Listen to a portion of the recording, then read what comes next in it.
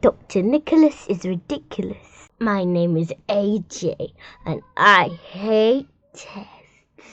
Tests are no fun at all. If you ask me, we should take all the tests in the world and throw them into a giant garbage can. A giant garbage can? Nobody has that.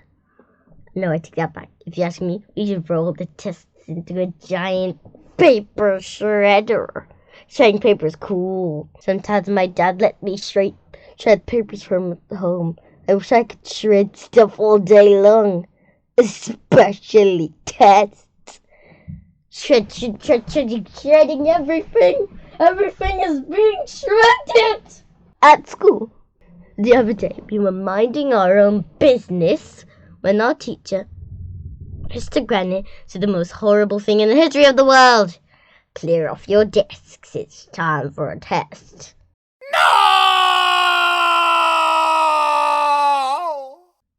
Shouted Michael, who never ties his shoes. I didn't study for a test, shouted Ryan, who will eat stuff, even stuff that isn't food. That's not fair, said Alexia, this girl who rides a skateboard all the time. You didn't tell us we were going to have a test, shouted Neil, who we called a nude kid even though he wears clothes. Everybody was freaking out.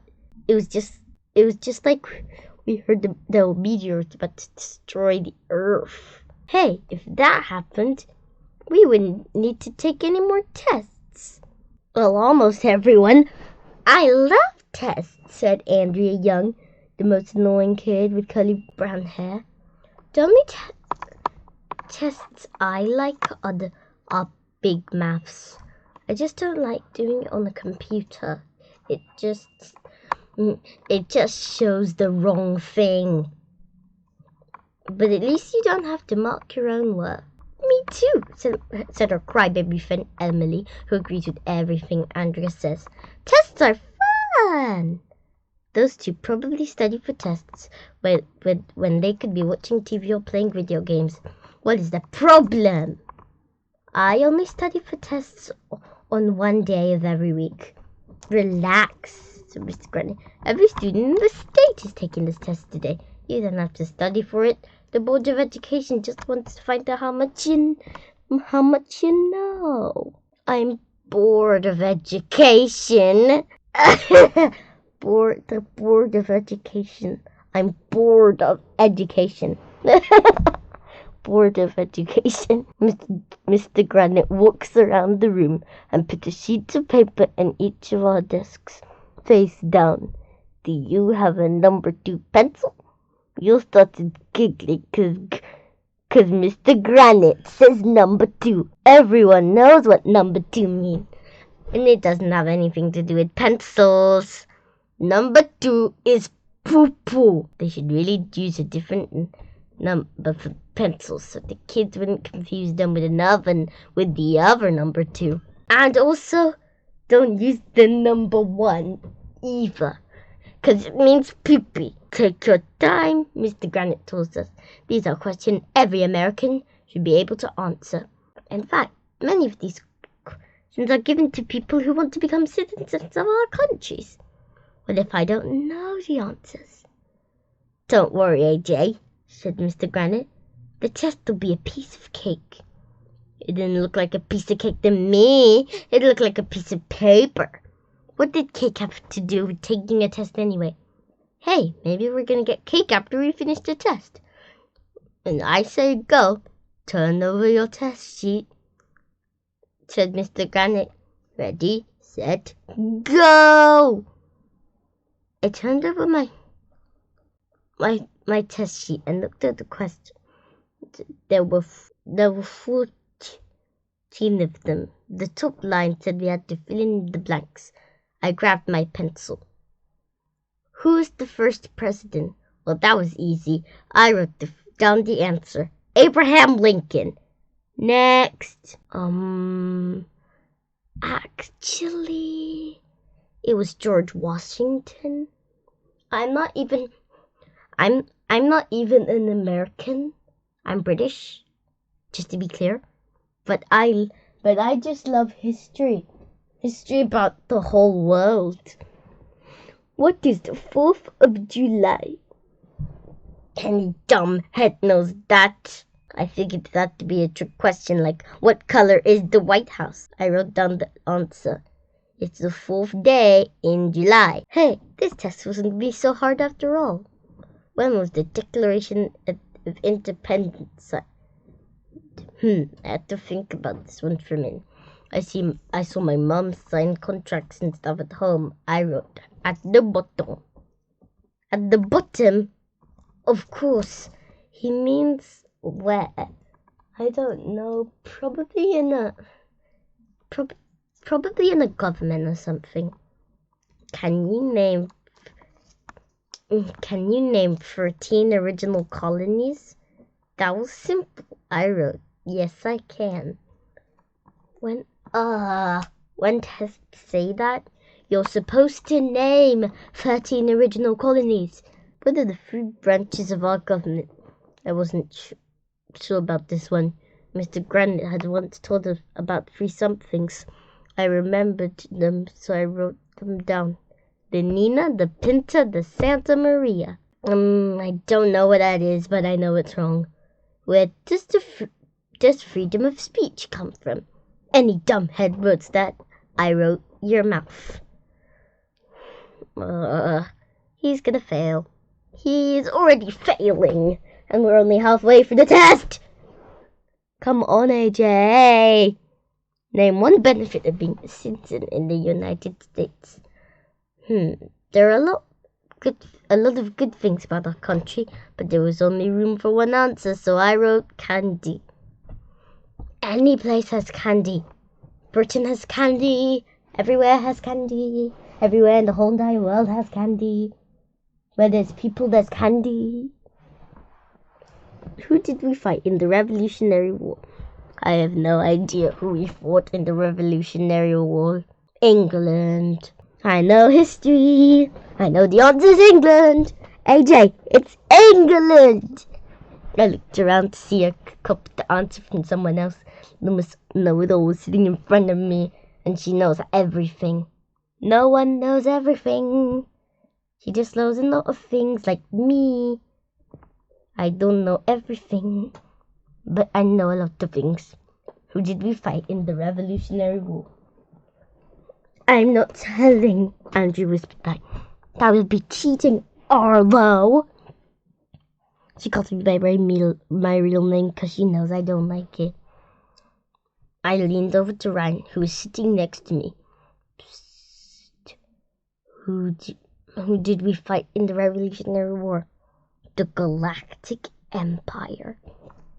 Star Wars now. They're talking about Star Wars now? What? This is history, not Star Wars. Not Star Wars fan questions or whatever.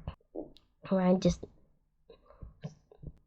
knows everything there is to know about Star Wars, so I had to be right. I wrote it down. The Galactic Empire. No talking, Mr. Grant said. Who becomes president if the United States if the president should die? Easy. The vice president. Easy. I wrote Chuck Norris. What? Who makes the laws in the United States? Again, I wrote Chuck Norris. Who said, give me liberty or give me death? I leaned over to Alexia. Who said, give me liberty or give me death? Henry. Alexa whispered. Henry who? Patrick. Elliot whispered. Well, which is it? Henry or Patrick? Both. She whispered. No talking, please. I wrote Henry and Patrick. What are the duties of Congress? I giggled because duties sounds like duties. We're not supposed to be talking about that in school. All I could think about was a bunch of politicians sitting on toilet bowls. I wasn't sure what to write, so I put down number 2. The duties of Congress, not duties on your butt. Like things they have to do. 13. Who invented the light bulb? I had no idea. Psst. I whispered to Michael. Who's sitting behind me? Who invented the light bulb? Bob Light Bulb. He stood back. Bob Light Bulb. I never heard of anyone named Bob Light Bulb. Michael must be yanking my chain. Well, I think it was Thomas Jefferson, or one of the American presidents. I just don't remember. I know lots of stuff named after the people who invented it, like McDonald's, and that vacuum cleaner named after President Hoover. President Hoover? Who's that? Maybe Michael's right. I wrote Bob Light Bulb. Who helped the Pilgrims when they came to America? When the Pilgrims came to America, they probably had to chop down trees, build their own houses, and work on all kinds of do-it-yourself projects like that. So there could only be one answer. I wrote down Home Depot. The answer is Native Americans. Finally, the dumb test was finished. Mr. Grant came around collecting all our papers. Now that wasn't so bad, was it? It was a piece of cake, Andrea announced. Why is everyone talking about cake? Am I getting a jar full of cake from Andrea's head? If a jar full of cake falls on my head, I would just devour it. So, he wants a lot of trucks full of stuff to fall on her head. But cake is not the best one. I would just devour it. I would say, thank you. Hey, where's Dr. Nicholas? I thought this book was supposed to be about Dr. Nicholas. I want my money back. He wants his money back. After a few days, we forgot all about the dumb test. Life went on. Andrew was annoying, as usual. He had a PB football game and my team won.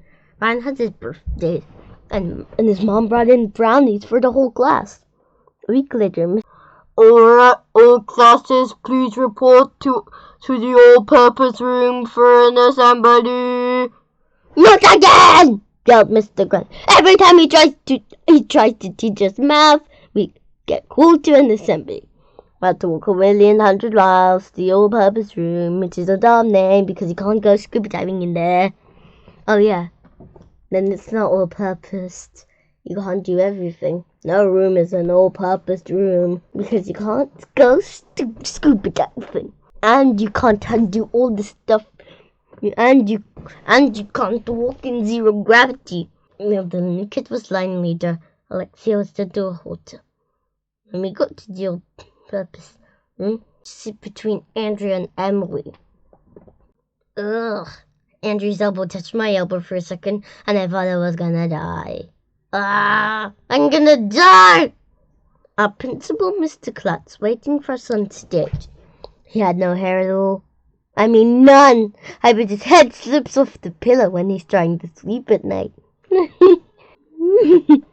I got the results from the test you took last week. I hope you did well. Emily was Andrea. And I got all the answers right. I looked them up in my encyclopedia. I got our school did horribly. Bam! Bam! Bam! What? Everyone gasped. Elementary school. We got the worst school in the whole country. Said Mr. Klutz, shaking his head sadly. I went to a meeting, and the principal of Marrow 4th grade school was laughing at me. Clearly you kids don't know basic history. But I hate to say this. But if we don't bring up our test schools, our school is gonna be closed. I jumped from my seat. Yay! No more school! No more school! No more school! No more school! No more school! No more school! No more school! No more school! No more school! I figured everyone was gonna jump onto their seats and start chanting "No more school" with me. I looked around. No one else was standing. No one else was chanting. Everyone was looking at me. That's awkward.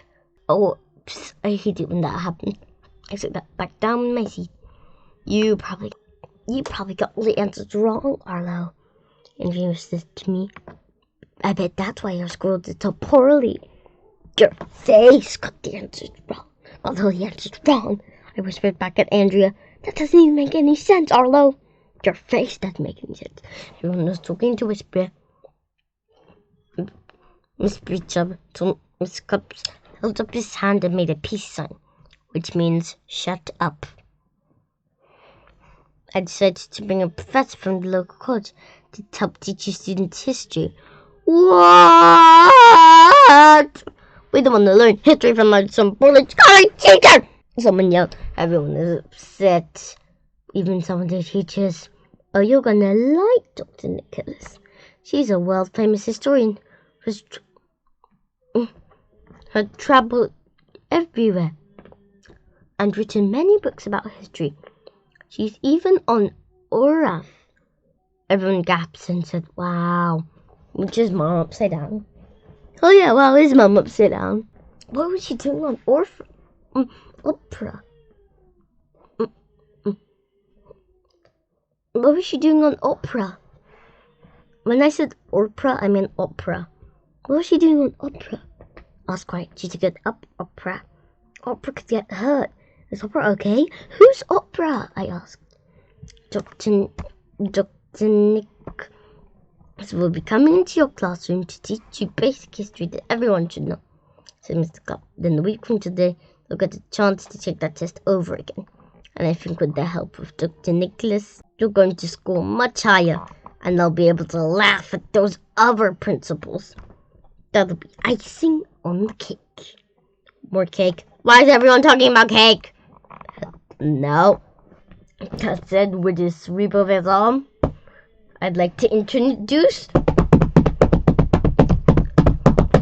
Dr. Nicholas! Dr. Nicholas came out on stage. She looked really old. She had white hair tied up in a bun in the back. What's up with that? Buns are for putting your burger on, not for putting it on the back of your head. I could have run around the block in the time it took her to get to the middle of the stage. Whoa, that lady is old. Mr. Tucker's. She's even older than Mr. Tucker. Mr. Tucker is our science teacher. I thought he was old. But Dr. Nicholas looks old enough to be Mr. Tucker's mother. Must learn a lot about history, because she's about 1,100,000 years old. Whispered near to Nicholas. Yeah, she probably lived through most of it. Mr. Klutz told us to give Mr. Nicholas a round of applause, so we clapped our hands in circles.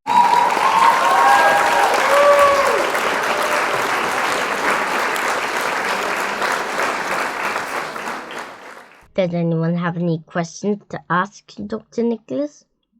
Said Mr. Klutz. Yeah, how old are you? That's not a nice person to ask. That's not a nice question to ask a person, AJ, said Mr. Klutz. I don't mind, said Dr. Nicholas. I'm 92 years old and proud of it. How old are you, young man? I'm 8 years old. I'm 8 years old. And I'm turning 9 soon. 8? When I was your age, I was 9.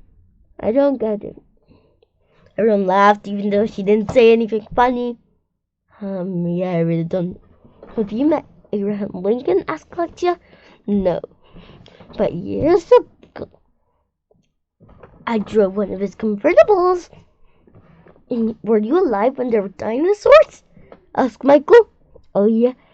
Dr. Nicholas. In fact, I used to ride a dinosaur at school. Pretty sure that Dr. Nicholas was yanking our chain. Everyone knows there were no schools in dinosaur times. It would be hard to ride a dinosaur. They didn't even have saddles made for them. Dr. Nicholas was trying to ride the dinosaurs bareback. But maybe she was telling the truth, because old people don't usually make jokes. That's the first rule of being old.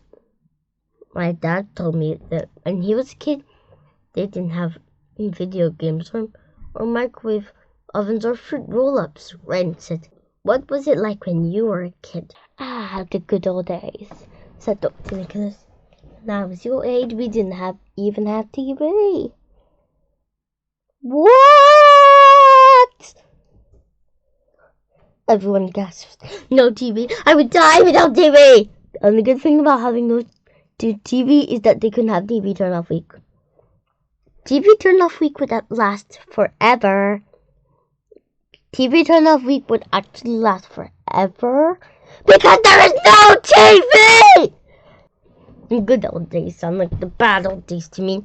If I looked back then, I would sit around saying, I wish someone would hurry up and invent TV already because I'm bored. You wouldn't even be saying that because nobody would know what you're talking about. They would want you to invent it. The good old days sound like the bad old days to me. Me too. What did you say, old days? Asked Neil the new kid. What did you do for fun? We went out to play, replied Dr. Nicholas. What? There was a buzz in the all-purpose room. Everyone was talking to each other. You mean in the outdoors? Asked Andrea. Yes, everyone gasped again. Everybody gasped again. Did you get sunburned? Asked Andrea. Did your clothes get dirty? Asked Emily. How about the bugs? Asked Andrea. Wasn't it dangerous? Were you afraid of getting hit by a car? Asked Neil the new kid. No, she was afraid of getting hit by a dinosaur. It was a wonderful time, said Dr. Nicholas. My friends and I used to play hopscotch, marbles, and hide and go seek. My favorite thing to do was jump rope. Oh, Ryan said. My sister has an app called Jump Rope Simulator on her iPad. It's awesome. Dr. Nicholas, were you on your school jump rope team? Oh, we didn't have a team. We just jumped rope for the fun of it out in the streets. You played in the streets. Sometimes I play in the streets. No, I knew she was thinking too. You have to be crazy to play in the streets. No, I knew she was thinking her too. Be crazy to play in the street. I bet she made up riding dinosaurs in Abraham Lincoln's convertible.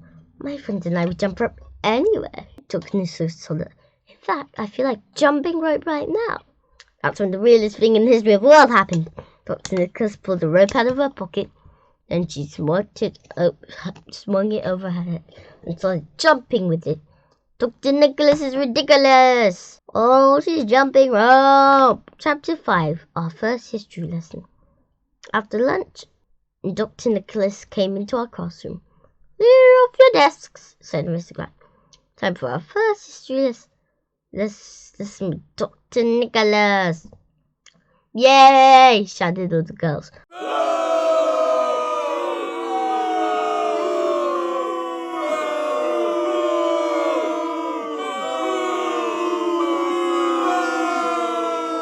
Shouted all the boys. Ugh, I hate history. History is dumb. Why do you have to learn about stuff that already happened? Who cares about the dude that died 100 years ago? Mr. Granite will be back in half an hour. He went to the teacher's lounge, which is a secret room near the front office where no kids are allowed. My friend Billy, who lives around the corner, told me that teachers go to the teacher's lounge to relax in the big hot tubs, while servants in bathing suits and raves. Dr. Nicholas picked up a marker and wrote, "History is fun" on the whiteboard. Today, we're going to learn about the history of the toilet bowl. What? Toilet bowls have a history? Asked Ryan. Of course, said Dr. Nicholas. Everything has a history. Toilet bowls were disgusting, said Emily, wrinkling up her nose.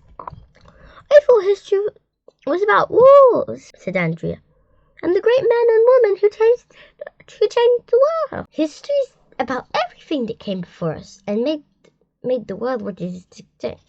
Have you ever heard of the story of Tom Crapper? Evan laughed because Dr. Nicholas said the word crapper. My mom said that's a bad word. I should never say it anyway. Yeah, it is. It's finally used in a kid's book. Wait a minute, Neil said, jumping out of his seat. Are you gonna tell us the guy who invented the toilet bowl was named Crapper? No, said Nick. Simple toilet bowls have been around for many centuries. The first toilet you could flush was invented back in 1596 by a man called John Harrington. So the toilet bowl was invented by a guy named John. That makes sense. Because some people say toilets are the Johns. John's in the John. What did Tom Crapper do then? Everyone laughed because Michael said the word crapper again. It's impossible to say the word crapper without laughing. No, it's not. Crapper. I didn't laugh. That's the first rule of being a kid. There's no rule of being a kid. Tom Crapper was born in 1936 England. His father was a steamboat captain. When Tom was 14, he went to work as a plumber in London. But when he was 25, he owned his own plumbing shop. Back then, in those days, people didn't even talk about toilet. Why would you talk about a toilet? Only very rich people own a toilet. What did everyone else use? Often they'd get a hole in the ground, said Dr. Nicholas. Gross! Everybody shouted.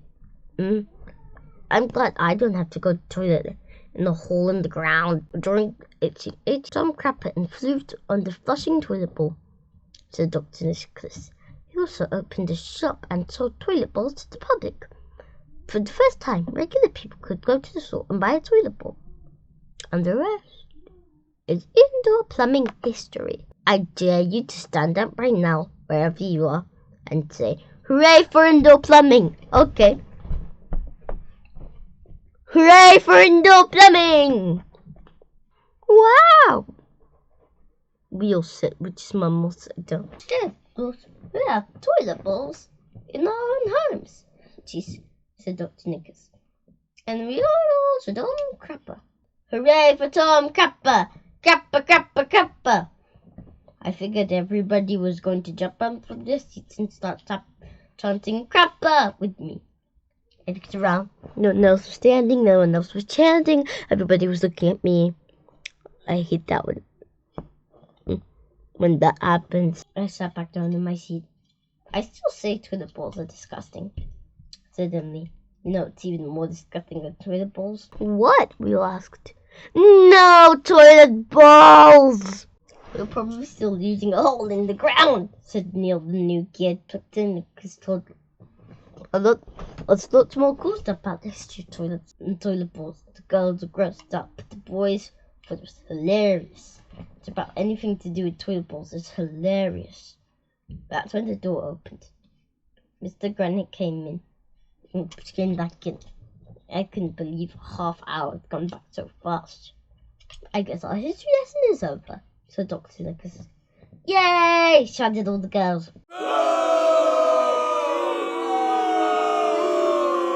Shouted all the boys. We want to learn about the history of toilet bowls. Yeah, toilet bowls are cool. Who invented toilet paper? Said Dr. Nicholas. Dr. Nicholas? Asked Neil, the new kid. We can discuss that another time, she said, as she left the room. Mr. Grant told us to open our math books, but I couldn't stop thinking about Tom Cracker and his toilet bowl. That's when I came up with the funniest joke in the history of the world. Do you know what Thomas Crapper used to draw his first toilet bowl? A number 2 pencil. Poo-poo pencil. No wonder I'm in the gifted and talented program. I should get the Nobel Prize for that one. That's a prize to give out to people who don't have bells. Weird. No, it's not.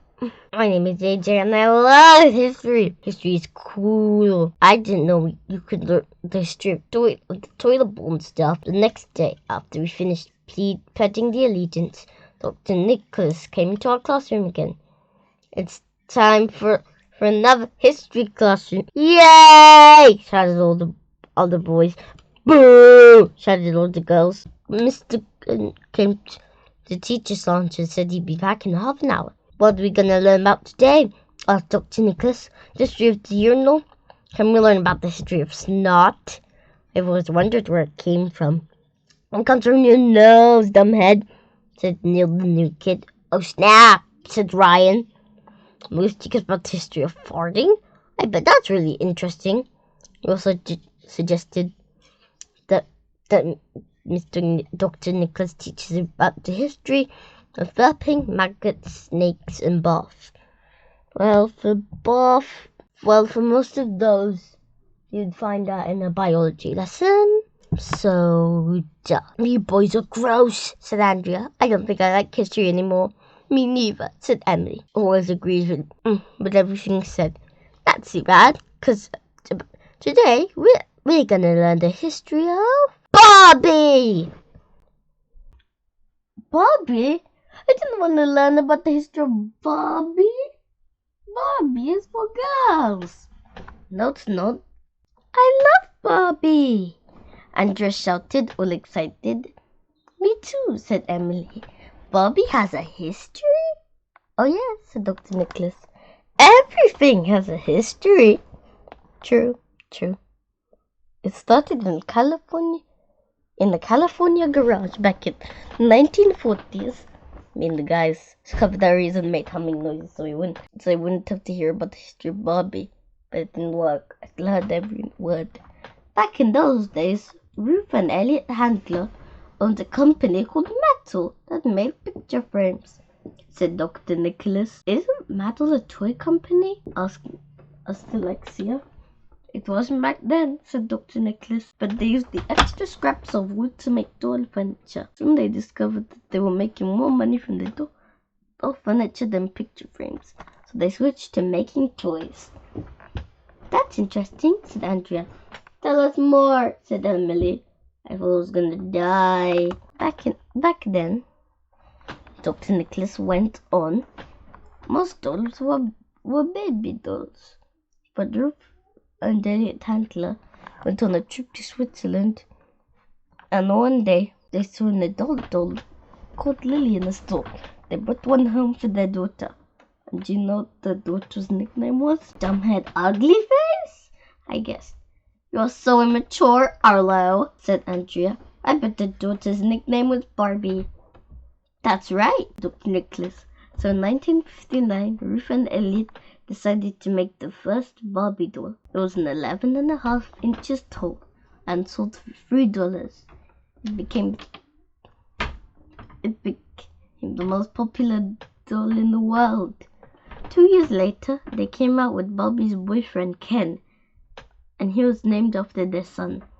Dr. Nicholas went on and on about the history of Barbie. I thought the half an hour would never end. I kept looking at the clock and waiting for Mr. Granite to come back from the teacher's lounge. Are Ruth and Elliot Handler still alive?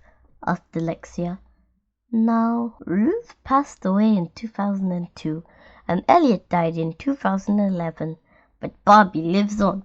Mattel has sold more than 1 billion Barbie dolls, and every 3 seconds another one is sold. Really? So they must have sold a lot of Barbie dolls while I'm making this video. I hate history. Oh, I almost forgot, Dr. Nicholas said.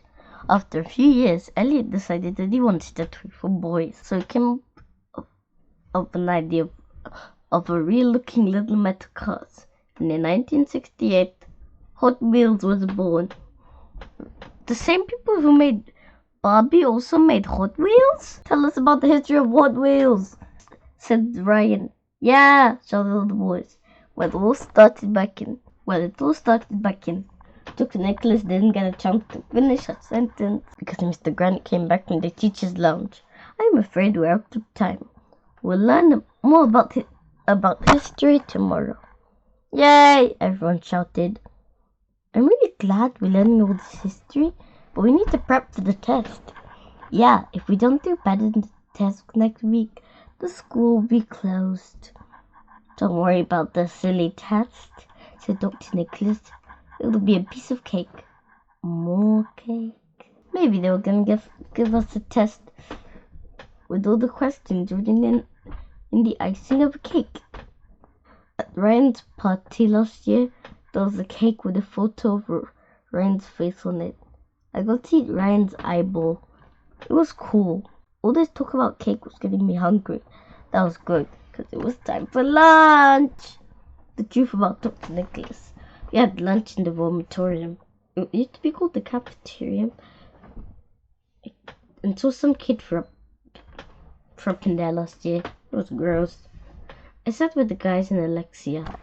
Then Andrea and Emily came over. They had to squeeze together to make room for them. Michael had a peanut butter and jelly sandwich. Alexia had a peanut butter and jelly sandwich. Neil, the new kid, had a peanut butter and jelly sandwich. Just about everyone had a peanut butter and jelly sandwich. Everyone except me. I had a piece of cake. I held it up for everyone to see. Now this is a piece of cake, I told them. Naturally, we all started talking about Dr. Nicholas and how weird she was. If she's a real doctor, I said, she should cure sick people. That's what doctors do. Maybe she cured sick people in history. She's the weirdest history teacher in history. They only had history teachers 300 years ago. Yeah, Michael said, but no one else teaches the history of toilet bowls and Barbie dolls. Maybe she's not a real history teacher at all. I said, did you ever think about that? What do you mean, AJ? Asked Alexia. Well, maybe Dr. Nicholas kidnapped our real history teacher. Old ladies don't kidnap people. Old ladies don't jump rope either.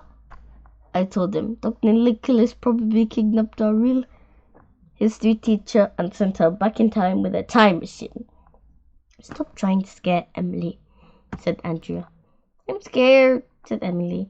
Yeah, right now our real history teacher is probably being tortured in a castle during the 30th century. Stuff like that happens all the time, you know. We gotta do something, shouted Emily, and then she went running out of the vomitorium. I slapped my head. Sheesh, get a grip. That girl will fall for anything. After Emily left, Andrew was sitting there with her worried face on. What's the matter with you? I asked. Did you lose your encyclopedia? No, I'm worried about our school, Andrew told me. In 2 days, we'll have to take that test again. Mr. Clark said the school will close if we don't do better. We're not going to do very well if we only learn about the history of toilet bowls and Barbie dolls. I realized Andrea was right for once in her life. Learning about the history of toilet bowls and Barbie dolls was cool, but it wouldn't help us on the test. If we failed again, elementary school would be shut down forever. Then we had to go to Dirk School, which is a school for dorks, and the other side, which is school for dorks on the other side of town. What are we gonna do? Asked Alexia. Beats me, said Neil, the new kid. He looked at me. I looked at Ryan. Ryan looked at Michael. Michael looked at Andrea. Andrea looked at Neil. Everyone was looking at each other. We were in trouble. Hey, the study buddies. We should form a study group. I couldn't believe those words came out of my mouth.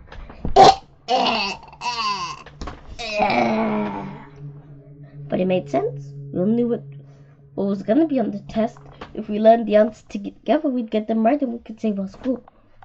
Let's have the study group at my house after school this afternoon, said Andrea. We can't call ourselves the study buddies. One time I had to put on a jacket and tie and go to Andrew's house for a birthday party. I was so bored I started throwing snails into the garbage can and it hit Emily in the head with one. But I agreed to go over to Andrew's house again to save our school. Mom, I said when I got home, can you drive me to Andrea's house? You always said you don't like Andrea. Why do you want to go over to her house? We're having a study group. What? My mom was over and put a hand on my forehead. Mom's always putting the hands on your forehead. Nobody knows why. Are you feeling okay, Adrian? You always said you hate studying. Are you coming down with something? You need to rest in bed. No, I told her. I need to get to Andrew's house right away. It's really important. My mom drove me over to Andrew's house. Hi, Arlo, Andrew said when she opened the door. Come in. You're the first one here. Come on in. Let's go to my room. My mom went to the kitchen to make chit-chat with Andrew's mom. Andrea took me upstairs to her room. It was the weirdest place in history world. There were books and encyclopedias and Barbies and all kind of pink stuff everywhere. I thought I was gonna die. Luckily, the doorbell rang. Andrea and I ran down the stairs to let him in. Ooh, Ryan said. AJ got to Andrea's house first. They must be in love. One of you two study, but he's gonna get married. If those guys weren't my best friends, I would hate them. Soon the others showed up, and we went to Andrew's basement. And you'll never believe in a million hundred years what was down there. A classroom! There was a big whiteboard on the wall, and desks, encyclopedias, posters, and a computer. There was even a flag, so Andrew could pledge the allegiance at home.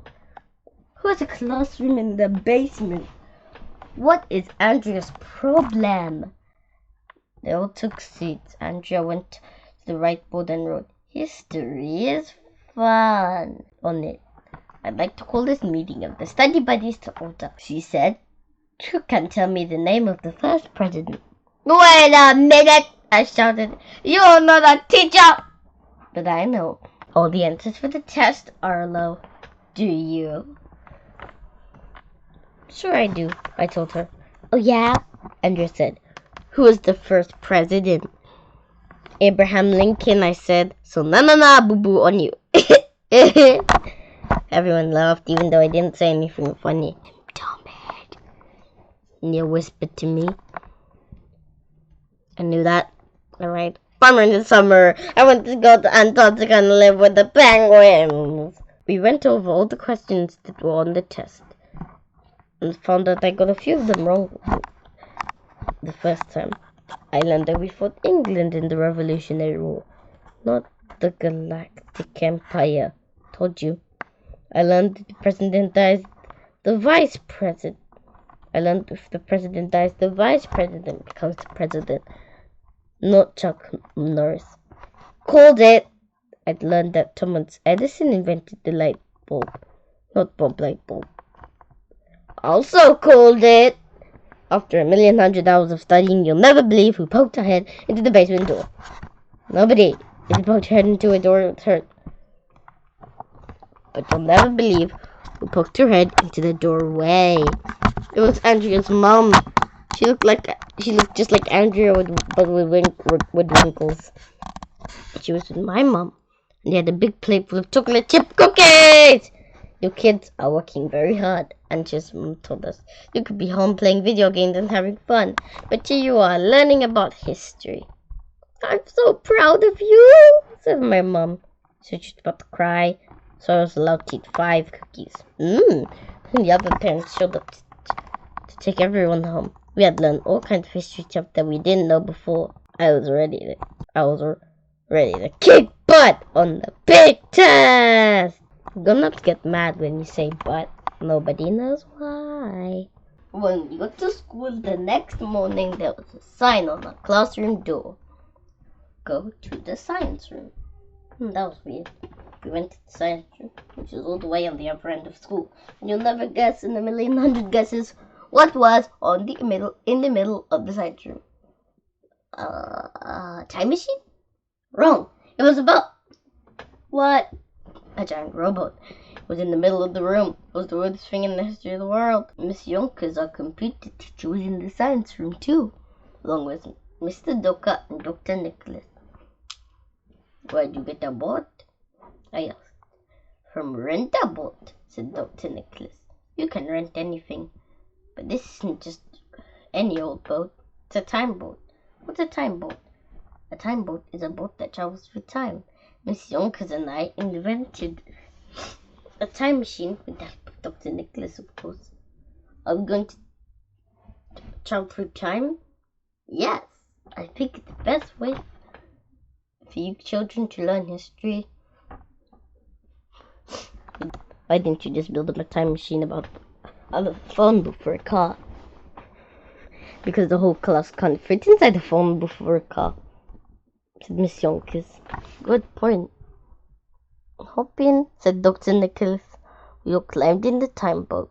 Where are we going? Asked Neil, the new kid. You're traveling back in time to the year 1776, said Dr. Nicholas. She was fiddling with a bunch of knobs on the control panel of the time boat. Are you coming with us? Oh no, said Dr. Nicholas. There's no room for grown-ups in the time boat. Do we need to paddle or anything? No, just hold on tight. Aye, aye, Captain, I said. It was exciting. The closest I ever came to traveling in time was when my family went to a restaurant called Medieval Times. These guys on horses charging at each other with spears while we ate chicken. That place was weird. I'm scared, said Emily, who was scared of everything. Do not be afraid, said Dr. Nicholas. You have nothing to fear but fear itself. What does that mean? I asked. Read me, said Ryan. Your marks, yelled the grown-ups. Get set, go! Suddenly the lights turned out. It was so dark, I couldn't see my own hand in front of my face. And there was a buzzing sound, and the time boat began to rumble and shake. There was electricity in the air. Well, not really. If there was electricity in the air, we would all die. Help! Yelled all the girls. Everyone was freaking out. We're going back in time. I held onto the time boat. There were flashing yellow lights and strange noises, and went on for a long ride. Then suddenly, everything stopped. A spotlight fell on a lady who was sitting in a chair next to the time boat. She was dressed in old-time clothes and was sewing stars into a flag. She looked like a librarian, Mrs. Ruby. Wow, I said. My mother loves your song. Stop! My mom loves your song. Stop! In the name of love. That's Diana Ross, dumbhead, said Ryan. You look a lot like Miss Ruby.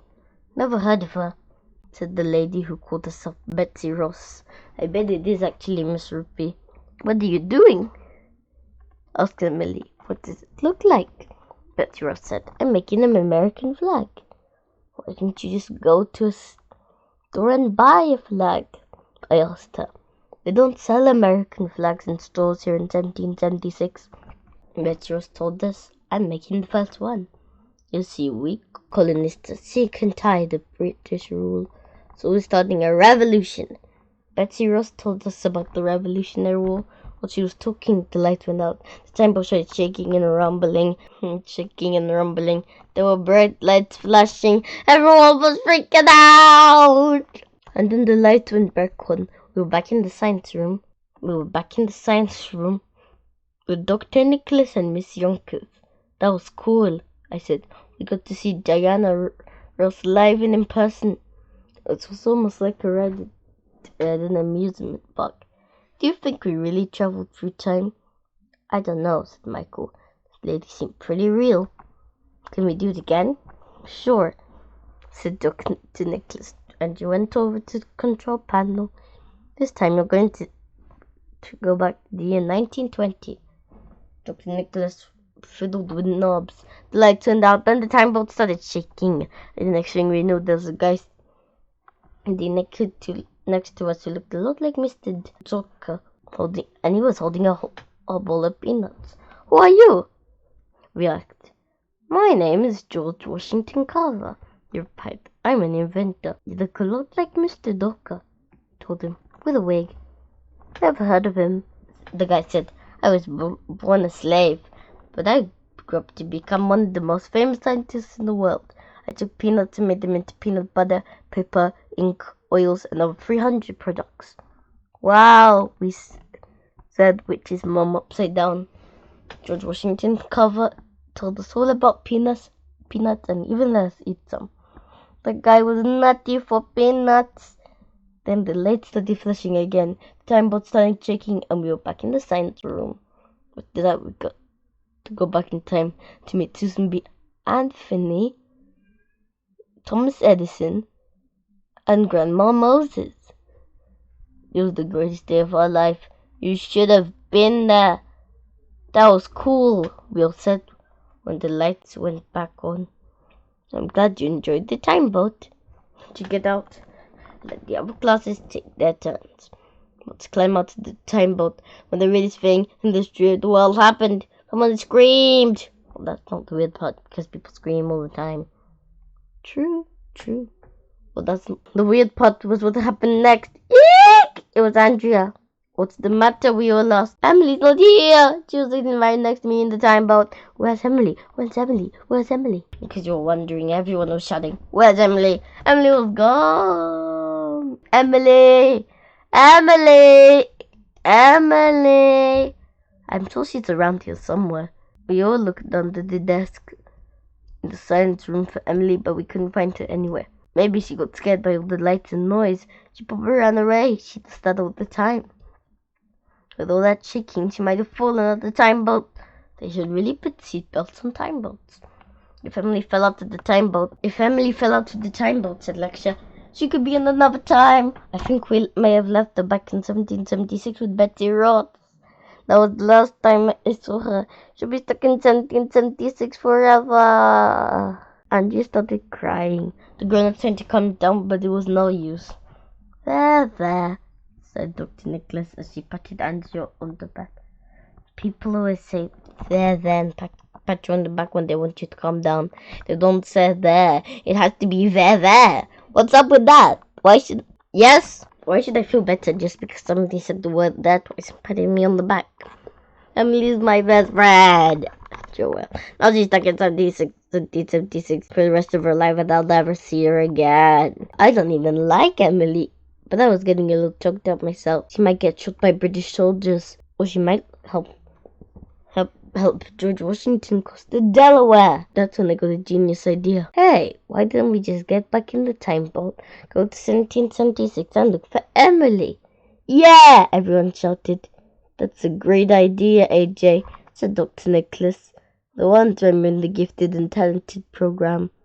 We were climbing back into the time boat when you'll never believe who walked into the science room. I'm not going to tell you. Okay, I'll tell you. It was Emily! Emily! We all screamed. Everyone ran out to Emily, started hugging her. What's the big deal? Emily said. Why is everyone shouting and yelling? Where were you? Said Aunt. We are so worried. We thought we left you in 1776 and you'd be stuck there for the rest of your life. I wasn't in 1776. Emily explained. I was in the bathroom. Why didn't you just wait until we got out of the time boat? Andrea asked her. Emily whispered. I had a number 2. Why'd you go to the bathroom? I asked. We have plenty of pencils right here. Emily's weird. The underside of a horse's hoof is called the frog. That has nothing to do with the story, but I thought you'd like to know. Oh, very interesting. The next day, we had to take the history test again. Everyone nervous. If we scored high, our school would stay open. But if we scored low, our school would be shut down, and we'd have to go to George School at the other side of town. We were on pins and needles. Not really, we were sitting on chairs. Why would anyone want to sit on pins and needles? It would hurt. Before the test, we had to go to the all-purpose room. Mr. Klutz, Mr. Joker, Miss Yonkers, and some of the other teachers were up on stage. But not Dr. Nicholas. Where's Dr. Nicholas? Whispered Michael. Where's Dr. Nicholas? Whispered Andrea. Where's Dr. Nicholas? Whispered Emily. In case you were wondering, everyone was whispering, where's Dr. Nicholas?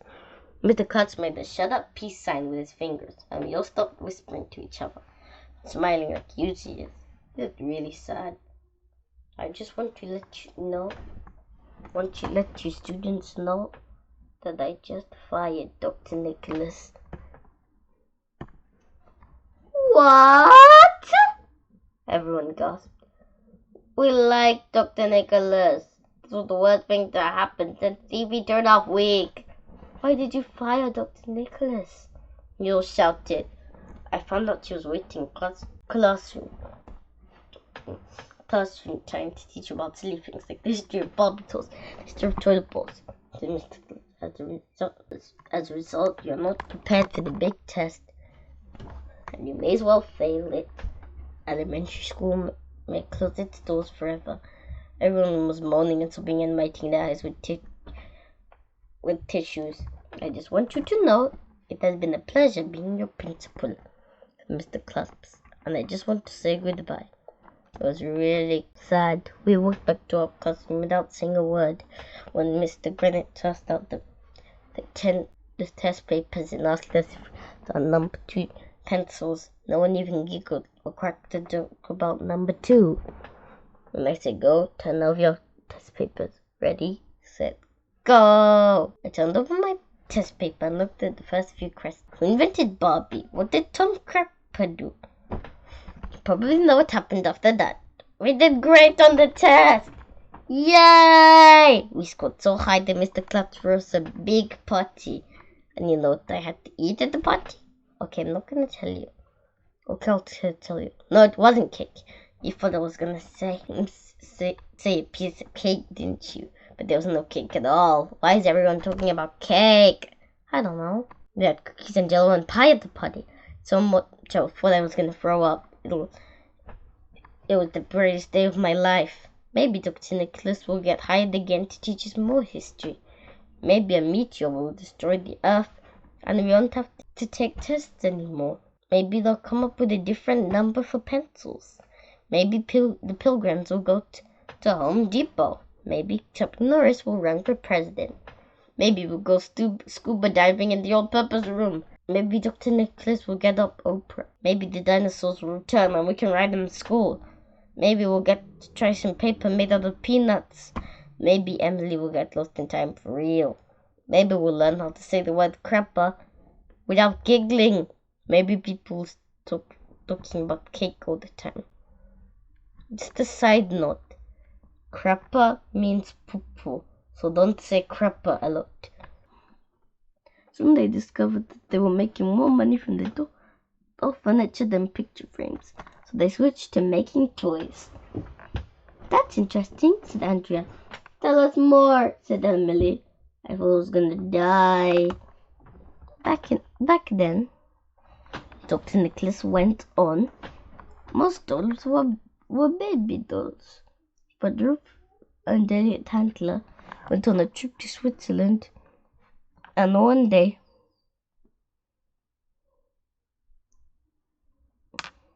they saw an adult doll called Lily in the store. They brought one home for their daughter. And do you know what the daughter's nickname was?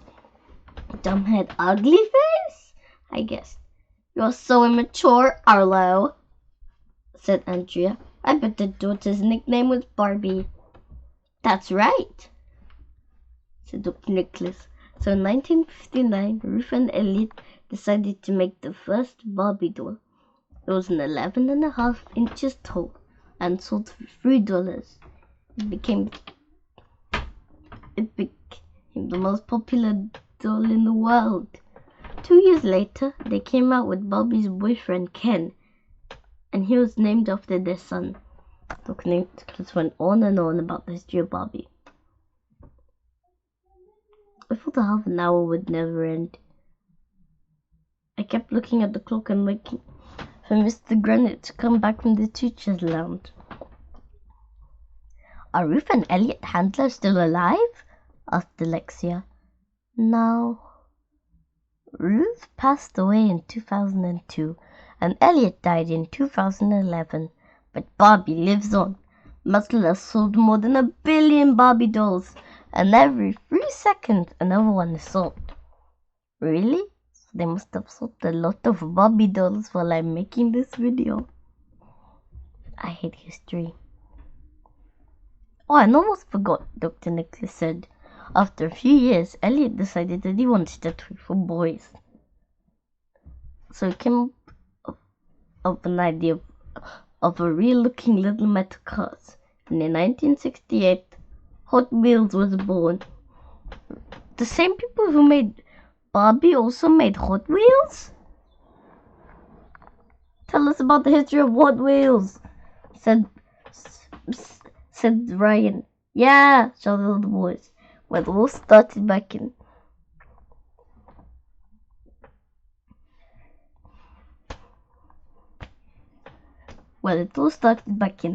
Dr. Nicholas didn't get a chance to finish a sentence. because Mr. Grant came back from the teacher's lounge. I'm afraid we're out of time. We'll learn more about history tomorrow.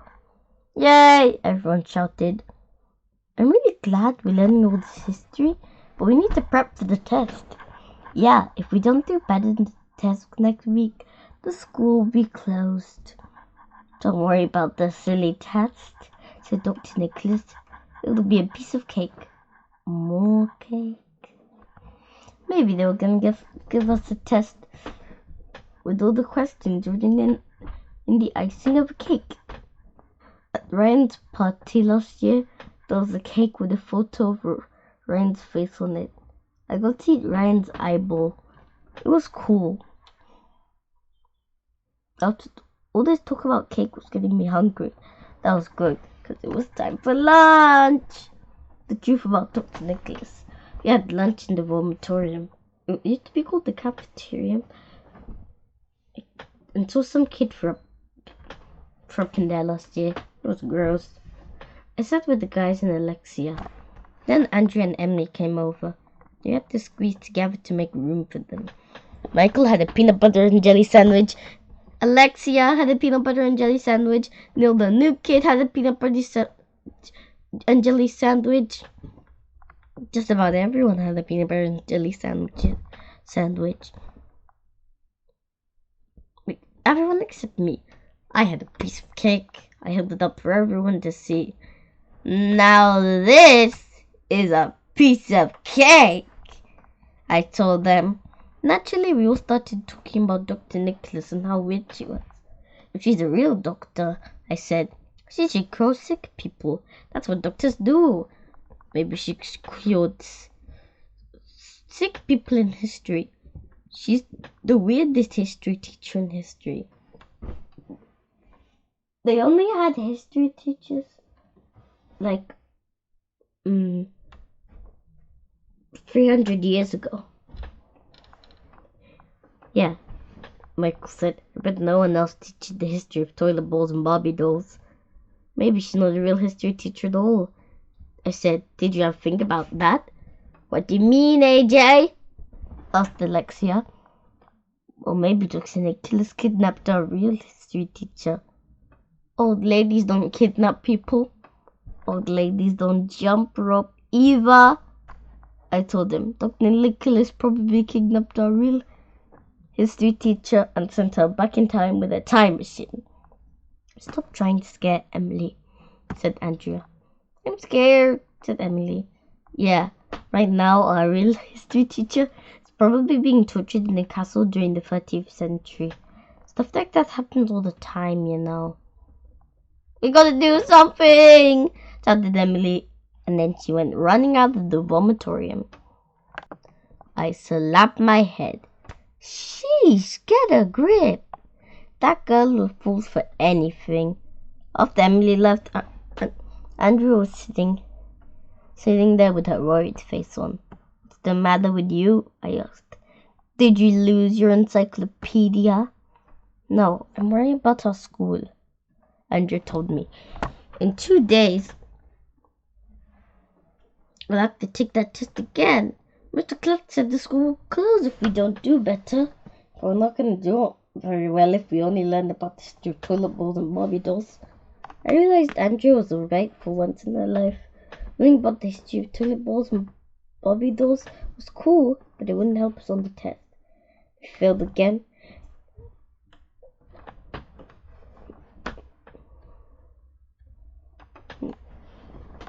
If we failed again, elementary school would be shut down forever. Then we had to go to Dirk School, which is a school for dorks, and the other side, which is school for dorks, on the other side of town. What are we gonna do? Asked Alexia. Beats me, said Neil, the new kid. He looked at me. I looked at Ryan. Ryan looked at Michael. Michael looked at Andrea. Andrea looked at Neil. Everyone was looking at each other. We were in trouble. Hey, the study buddies. We should form a study group. I couldn't believe those words came out of my mouth.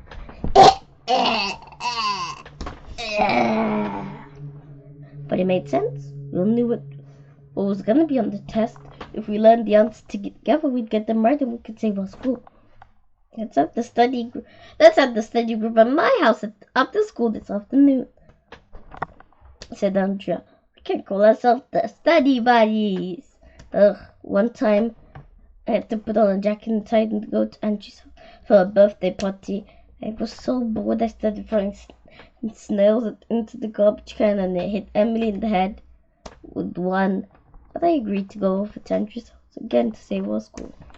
"Mom," I said when I got home, "can you drive me to Andrea's house?" "No, I said you don't like Andrea." "Why do you want to go over to her house?"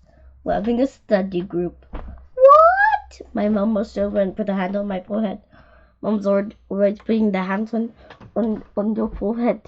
Nobody knows why. "Are you feeling okay, Adrian?" "You always said you hate studying. Are you coming down with something? You need to rest in bed." "No," I told her. "I need to get the Andrews house right away. It's really important." My mom drove me over to Andrew's house. "Hi, Arlo," Andrew said when she opened the door. "Come in. You're the first one here. Come on in. Let's go to my room." My mom went to the kitchen to make chit-chat with Andrew's mom. Andrea took me upstairs to her room. It was the weirdest place in history world. There were books and encyclopedias and Barbies and all kind of pink stuff everywhere. I thought I was gonna die. Luckily the doorbell rang. Andrea and I ran down the stairs to let him in. "Ooh," Ryan said. "AJ got to Andrea's house first. They must be in love. One of you two study buddies gonna get married." If those guys weren't my best friends, I would hate them. Soon the others showed up, and we went to Andrew's basement.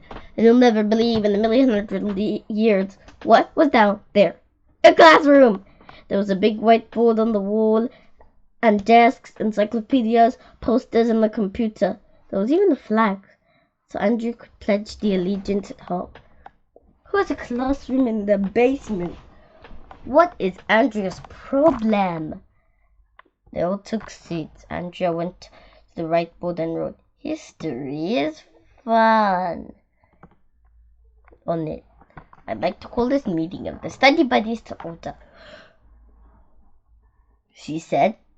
"Who can tell me the name of the first president?" "Wait a minute," I shouted. "You're not a teacher." "But I know all the answers for the test, Arlo. Do you?" "Sure I do," I told her. "Oh yeah?" Andrea said. "Who was the first president?" "Abraham Lincoln," I said. "So na boo-boo on you." Everyone laughed, even though I didn't say anything funny. "It was George Washington, dumbhead," Neil whispered to me. I knew that. Alright. Farmer in the summer. I want to go to Antarctica and live with the penguins. We went over all the questions that were on the test and found out I got a few of them wrong the first time. I learned that we fought England in the Revolutionary War, not the Galactic Empire. Told you. I learned that the president dies, the vice president. I learned if the president dies, the vice president becomes the president, not Chuck Norris. Called it. I'd learned that Thomas Edison invented the light bulb, not Bob light bulb. Also called it. After 1,100,000 hours of studying, you'll never believe who poked her head into the basement door. Nobody. If you poked your head into a door, it hurt. But you'll never believe who poked her head into the doorway. It was Andrea's mom. She looked just like Andrea, but with wrinkles. She was with my mom, and they had a big plate full of chocolate chip cookies. "You kids are working very hard," Andrea's mom told us. "You could be home playing video games and having fun, but here you are learning about history." "I'm so proud of you," said my mom. She was just about to cry, so I was allowed to eat 5 cookies. And the other parents showed up to take everyone home. We had learned all kinds of history stuff that we didn't know before.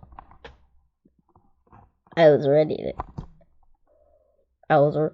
to kick butt on the big test. Grown-ups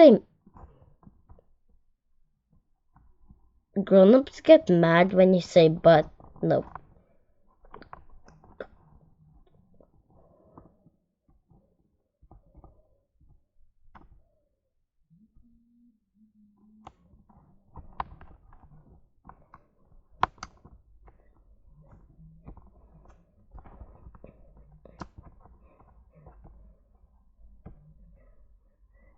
Grown-ups get mad when you say but. Nobody knows why.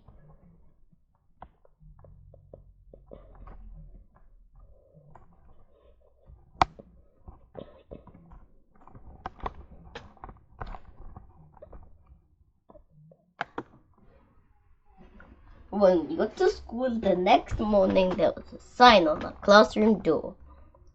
Go to the science room. That was weird. We went to the science room, which was all the way on the other end of school. And you'll never guess in a million hundred guesses what was in the middle of the science room. Time machine? Wrong. It was about what? A giant robot. It was in the middle of the room. It was the weirdest thing in the history of the world.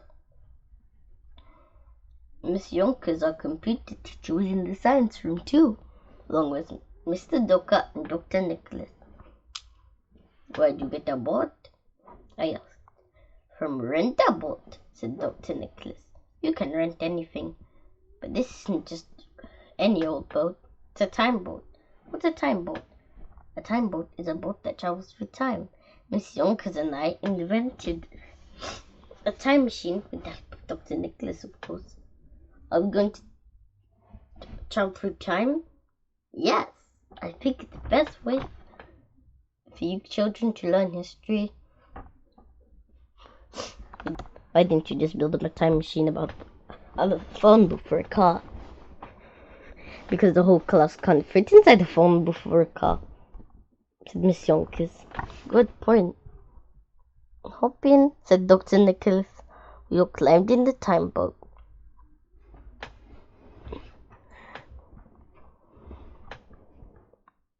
Where are we going? Asked Neil, the new kid.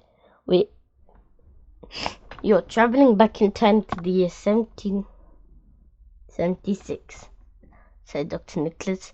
She was fiddling with a bunch of knobs on the control panel of the time boat. Are you coming with us? Oh no, said Dr. Nicholas. There's no room for grown-ups in the time boat. Do we need to paddle or anything? No, just hold on tight. Aye, aye, Captain, I said. It was exciting. The closest I ever came to traveling in time was when my family went to a restaurant called Medieval Times. These guys on horses charging at each other with spears while we ate chicken. That place was weird. I'm scared, said Emily, who was scared of everything. Do not be afraid, said Dr. Nicholas. You have nothing to fear but fear itself. What does that mean? I asked. Reach me, said Ryan. Your marks, yelled the grown-ups. Get set, go! Suddenly the lights turned out. It was so dark I couldn't see my own hand in front of my face. Then there was a buzzing sound, and the time boat began to rumble and shake. There was electricity in the air. Well, not really. If there was electricity in the air, we would all die. Help! Yelled all the girls. Everyone was freaking out. We're going back in time. I held onto the time boat. There were flashing yellow lights and strange noises, and went on for a long ride. Then suddenly, everything stopped. A spotlight fell on a lady who was sitting in a chair next to the time boat. She was dressed in old-time clothes and was sewing stars into a flag. She looked a lot like our librarian, Mrs. Rupee. Who are you? I'm Betsy Ross.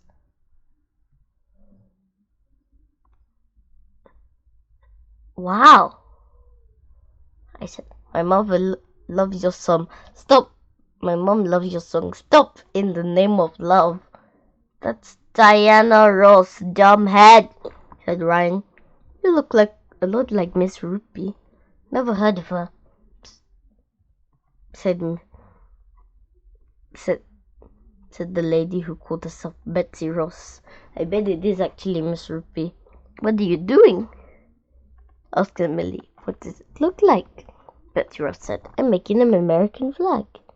Why didn't you just go to a store and buy a flag? I asked her.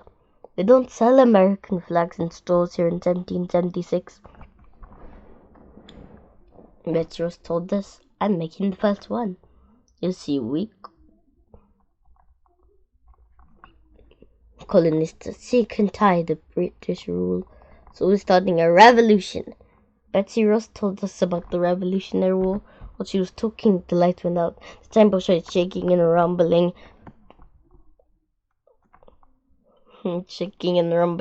There were bright lights flashing. Everyone was freaking out.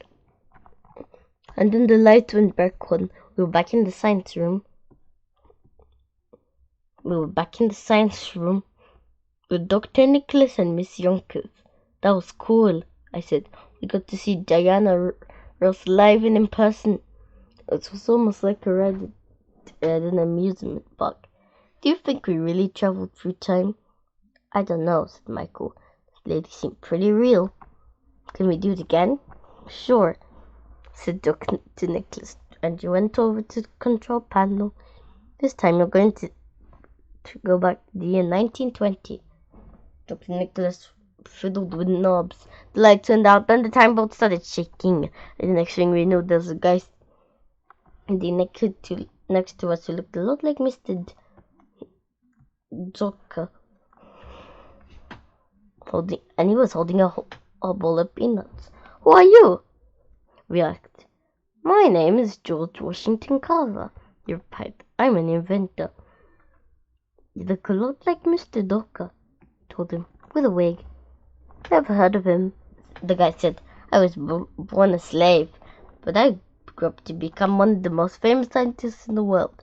I took peanuts and made them into peanut butter, paper, ink, oils, and over 300 products. Wow, we said, which is mom upside down. George Washington Carver told us all about peanuts, and even let us eat some. The guy was nutty for peanuts. Then the lights started flashing again. The time boat started shaking, and we were back in the science room. After that, we got to go back in time to meet Susan B. Anthony, Thomas Edison, and Grandma Moses.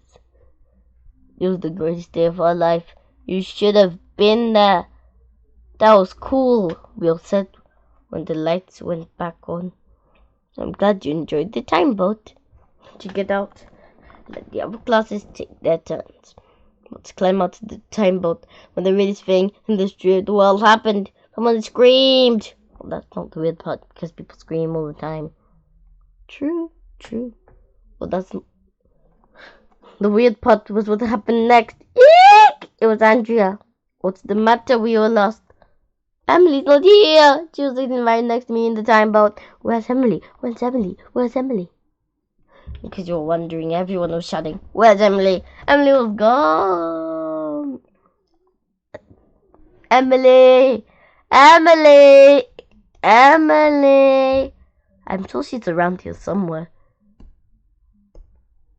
We all looked under the desk in the science room for Emily, but we couldn't find her anywhere. Maybe she got scared by all the lights and noise. She probably ran away. She does that all the time. With all that shaking, she might have fallen out the time boat. They should really put seatbelts on time boats. If Emily fell out of the time boat,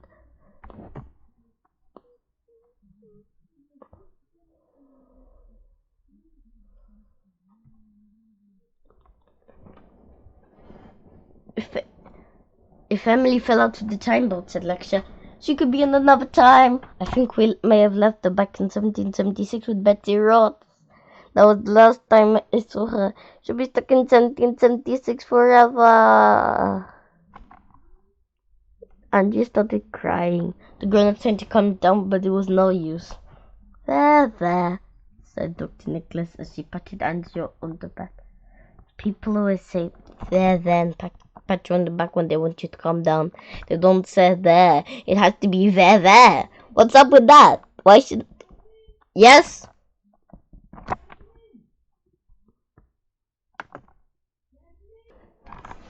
Why should I feel better just because somebody said the word that twice and patting me on the back? Emily's my best friend. Joel.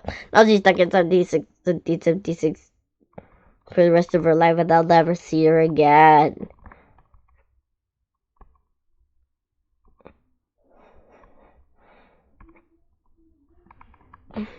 I don't even like Emily, but I was getting a little choked up myself.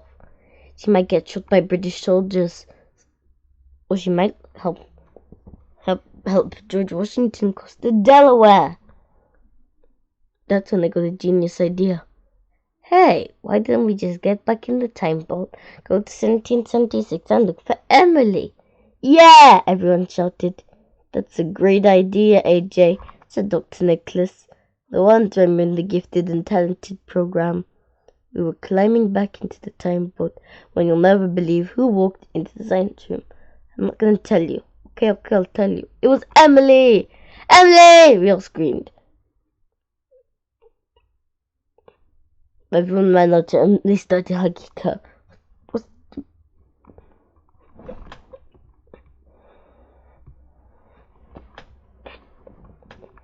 What's the big deal? Emily said. Why is everyone shouting and yelling? Where were you? Said Aunt. We are so worried. We thought we left you in 1776 and you'd be stuck there for the rest of your life. I wasn't in 1776. Emily explained. I was in the bathroom. Why didn't you just wait until we got out of the time boat? Andrea asked her. It was an emergency, Emily whispered. I had a number 2. Why'd you go to the bathroom? I asked. We have plenty of pencils right here. Emily's weird. The underside of a horse's hoof is called the frog. That has nothing to do with the story, but I thought you'd like to know. Oh, very interesting.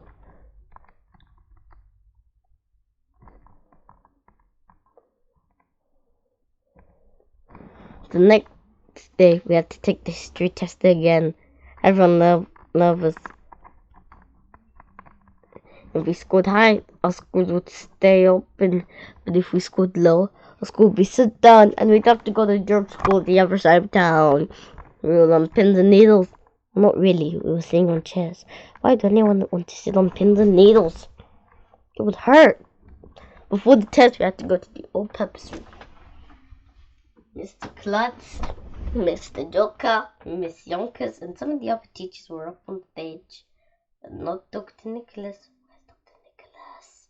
Whispered Michael. Where's Dr. Nicholas? Whispered Andrea. Where's Dr. Nicholas? Whispered Emily. In case you were wondering, everyone was whispering, where's Dr. Nicholas?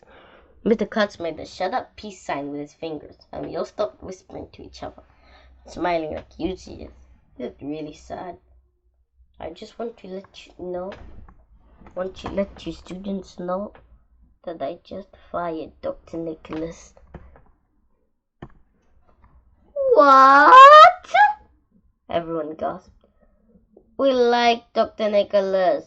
This was the worst thing that happened since TV turned off week.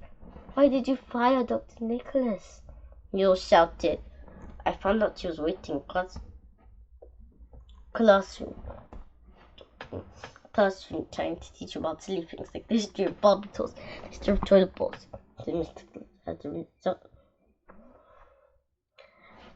As a result, you're not prepared for the big test, and you may as well fail it. Elementary school may close its doors forever. Everyone was moaning and sobbing and wiping their eyes with tissues. I just want you to know it has been a pleasure being your principal, Mr. Klutz, and I just want to say goodbye. It was really sad. We walked back to our classroom without saying a word. when Mr. Granite tossed out the 10 the test papers and asked us if on number 2 pencils. No one even giggled or cracked a joke about number 2. When I said go, turn over your test papers. Ready, set, go! I turned over my test paper and looked at the first few questions. Who invented Barbie? What did Tom Crapper do? You probably know what happened after that. We did great on the test! Yay! We scored so high that Mr. Klutz threw us a big party. And you know what I had to eat at the party? Okay, I'm not gonna tell you. Okay, I'll tell you. No, it wasn't cake. You thought I was gonna say a piece of cake, didn't you? But there was no cake at all. Why is everyone talking about cake? I don't know. We had cookies and jello and pie at the party. So much I thought I was gonna throw up. It was the greatest day of my life. Maybe Dr. Nicholas will get hired again to teach us more history. Maybe a meteor will destroy the Earth, and we won't have to take tests anymore. Maybe they'll come up with a different number for pencils. Maybe the Pilgrims will go to Home Depot. Maybe Chuck Norris will run for president. Maybe we'll go scuba diving in the all-purpose room. Maybe Dr. Nicholas will get up Oprah.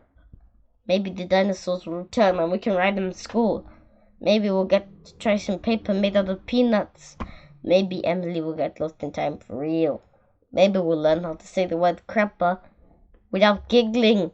Maybe people will stop talking about cake all the time. Just a side note. Crapper means poo-poo, so don't say crapper a lot. But it won't be easy. Anyway, don't forget to like and subscribe for more books. Bye-bye. But it won't be easy. Anyway, don't forget to like and subscribe for more books. Bye-bye.